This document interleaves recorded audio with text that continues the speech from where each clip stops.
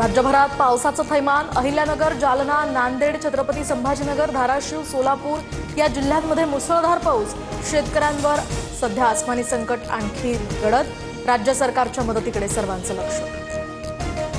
साताऱ्याच्या शामगावमध्ये शेतात पाणी साचल्यामुळे पिकांचं नुकसान। सरकार आम्ही काय करायचं?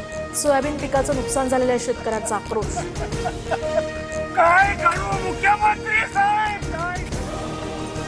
परभणीच्या पालम तालुक्यातल्या 150 मिलीमीटर परिसरामध्ये पाऊस तर 9 एकर शेती पाण्याखाली गेलेल्या शेतकऱ्याचा हा व्हिडिओ व्हायरल।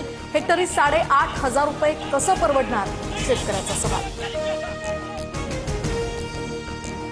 80 ते 90 रुपयांमध्ये 1 गुंठा जमीन कशी नीट करायची? हेक्टरी 50,000ची मदत द्या। बीड जिल्ह्यातल्या शेतकऱ्यांचं आष्टीच्या तहसीलदारांना निवेदन।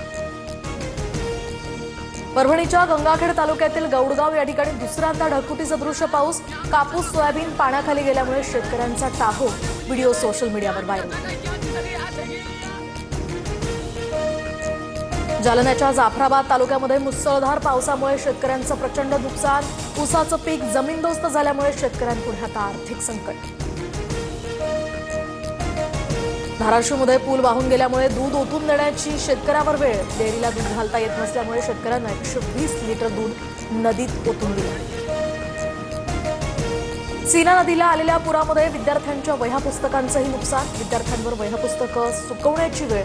विद्यार्थ्यांना आता नव्यानं वह्या पुस्तकं देण्याचीही मागणी। धाराशिव तालुक्यामध्ये राम नदीला पूर। 2.5 महिन्यांपासून शिलवडी गावाचा संपर्क तुटला। 2.5 महिन्यांपासून विद्यार्थ्यांना शाळेत जाता आलं नाही आणि ही गंभीर बाब आता समोर।